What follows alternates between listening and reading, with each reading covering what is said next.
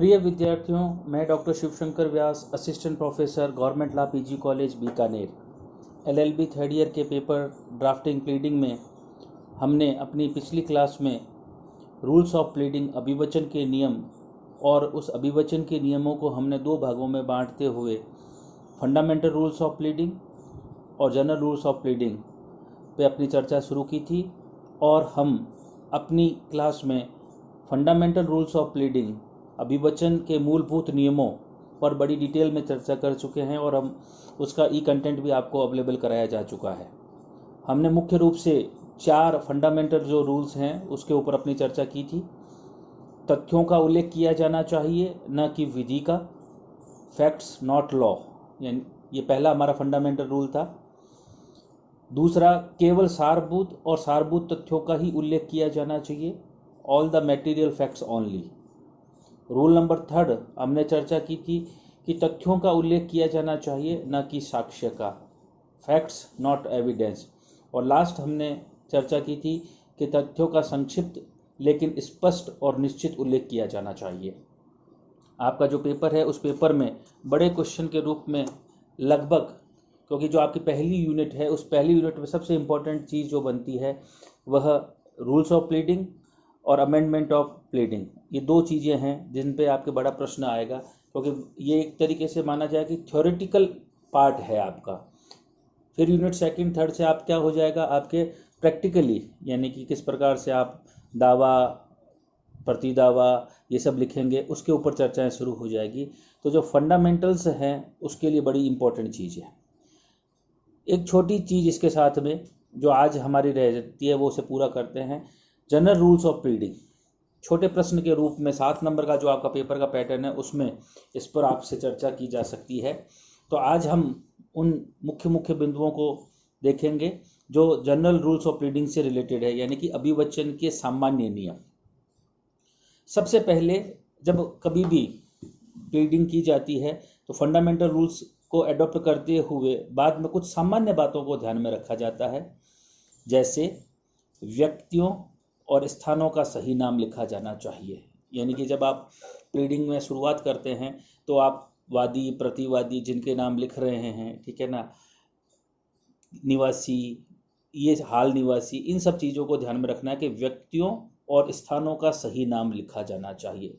बड़ी जनरल सी बात है कि आप, वरना उसकी पहचान ही नहीं होगी। नियम नंबर 2, यथासंभव सर्वनामों, प्रोनाउंसिएशन का उपयोग नहीं किया जाना चाहिए।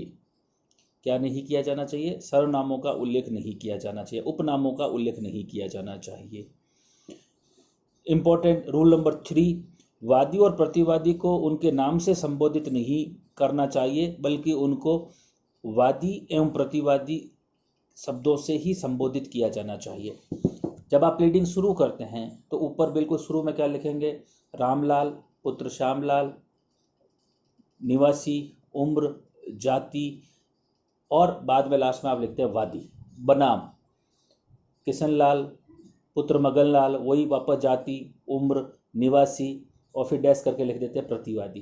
तो आपके मामले में जितने प्रतिवादी उन सब का उल्लेख है। तो आप इनिशियल स्टेज जो ऊपर लिख रहे हैं, मैंने पहली बात की थी कि व्यक्तियों और स्थानों का सही नाम लिखा जाना चाहिए, वो सारी चीज़ें आप वहाँ पर लिख रहे हैं। तत्पश्चात जब आप प्लीडिंग कर रहे हैं तो अब उनके नामों से संबोधित नहीं किया जाएगा, रामलाल, श्यामलाल, किशनलाल। आपने जो वादी और प्रतिवादी बना दिए हैं अभिवचन में, बार बार जब उल्लेख किया जाएगा वहाँ वादी और प्रतिवादी शब्दों को से ही संबोधित करना होगा। नेक्स्ट, तथ्यों का कथन दृढ़तापूर्वक, सरलता, स्पष्टता एवं संक्षिप्त रूप से किया जाना चाहिए। मिलता जुलता फंडामेंटल रूल्स में हमने जो 4 नंबर पे बात की थी कि तथ्यों का संक्षिप्त लेकिन स्पष्ट और निश्चित उल्लेख किया जाना चाहिए, उसी से मिलता जुलता जनरल रूल भी क्या कहता है कि तथ्यों का कथन दृढ़तापूर्वक, निश्चितता के साथ, सरलता से, स्पष्ट और संक्षिप्त रूप से किया जाना चाहिए, तथा यदि और परंतु जैसे शब्दों का प्रयोग यथासंभव नहीं करना चाहिए। आप जब प्लीड कर रहे हैं, अभिवचन लिख रहे हैं, तो वहाँ पर आपको यदि परंतु ऐसे शब्दों का प्रयोग यथासंभव नहीं करना चाहिए। नेक्स्ट, अभिवचन में व्याकरण के मूल नियमों पर यथासंभव ध्यान दिया जाना चाहिए। जो ग्रामेटिकल रूल्स हैं, व्याकरण के जो मूल नियम हैं, जैसे हमने ऊपर भी एक चर्चा की थी कि हमें क्या करना होगा, सर्वनामों का प्रयोग नहीं किया जाना चाहिए। तो अभिवचन करते समय व्याकरण के मूल नियमों पर ध्यान दिया जाना चाहिए। नेक्स्ट, प्रत्येक अभिवाक को यानी कि प्रत्येक प्ली को जब आवश्यक हो क्रमानुसार संख्याकित पैराग्राफों में विभाजित किया जाना चाहिए। जब आप प्लीडिंग करेंगे ना, तो एक साथ शुरू कर दिया ऊपर से, ऐसा नहीं होगा। आप अपनी बात को, जो आपके फैक्ट्स हैं, तथ्य हैं, उन तथ्यों को क्रमानुसार पैराग्राफ्स में क्या करेंगे, डिवाइड करेंगे, छोटे छोटे पैराग्राफ्स बनाकर। इसी से संबंधित अगला नियम क्या हो जाएगा कि अभिवचन में कितने पैरे बनाए जाने चाहिए, वह आपके मामले और आपके अधिवक्ता की सुविधा अनुसार तय करता है कि कितने पैराग्राफ्स बनाकर वह बात अपनी अच्छी तरीके से उसमें उल्लेखित कर सकता है।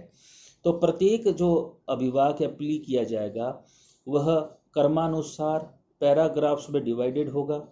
पैराग्राफ कितने बनेंगे वे आपके अधिवक्ता द्वारा तय किया जाएगा सुविधा अनुसार, जिससे कि वह बात, हमने जो ऊपर नियम पढ़ा है कि आपको क्या करना चाहिए, सरल, स्पष्ट व संक्षिप्त रूप, उसके लिए जितने आवश्यक हो उतने पैराग्राफों का उल्लेख किया जाना चाहिए।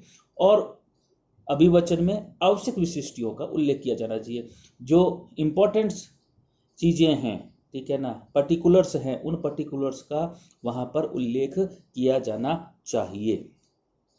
फिर बात आती है जब जनरल रूल्स के अंतर्गत ही कि जो वहाँ पर तारीखें यानी कि डेट्स, अमाउंट, धनराशि और संख्या यानी कि कोई फिगर वहाँ पर आ रहा है, तो उनको अंकों में अभिव्यक्त किया जाना चाहिए। जो तारीख है, जरूर किसी न किसी मामले में तारीख के बिना आपका कॉज ऑफ एक्शन नहीं बनता, ठीक है ना, कि किस तारीख और दिनाय को कॉज ऑफ एक्शन बना। हो सकता है किसी मामले में अमाउंट की बात आ रही हो, ठीक है ना, प्रोमिजरी नोट पे अगर कोई मामला है, और संख्या आदि का उल्लेख अंकों में भी अभिव्यक्त किया जाना चाहिए। फिर एक इम्पॉर्टेंट रूल कहता है कि जब आप प्लीडिंग कर रहे हैं तो एक्टिव वॉइस में इसका प्रयोग किया जाना चाहिए, यानी कि प्लीडिंग आपको क्या करनी चाहिए, एक्टिव और पैसिव हम जो बात कर रहे हैं, इंग्लिश में हम जब ग्रामर पढ़ते हैं तो एक्टिव वॉइस और पैसिव वॉइस, तो हमारा जो प्लीड होगा वह एक्टिव वॉइस का प्रयोग किया जाना चाहिए।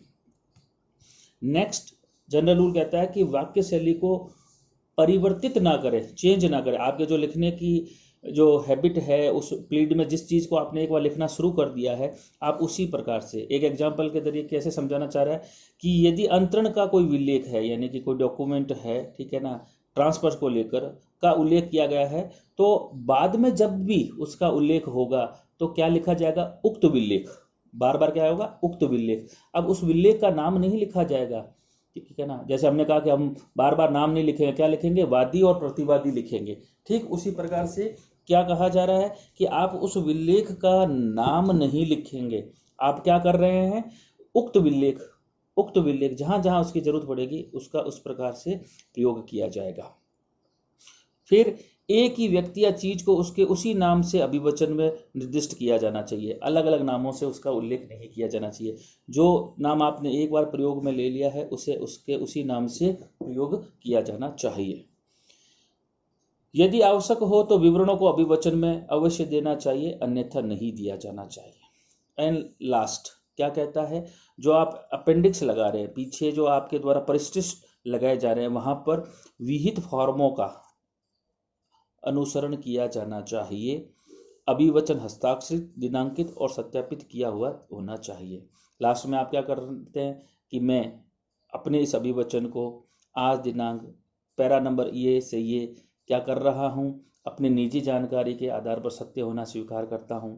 पैरा नंबर सच से सच यानी कि 5 से लेकर 8 जो है वो कानूनी जानकारी के आधार पर सत्य होना स्वीकार करता हूँ।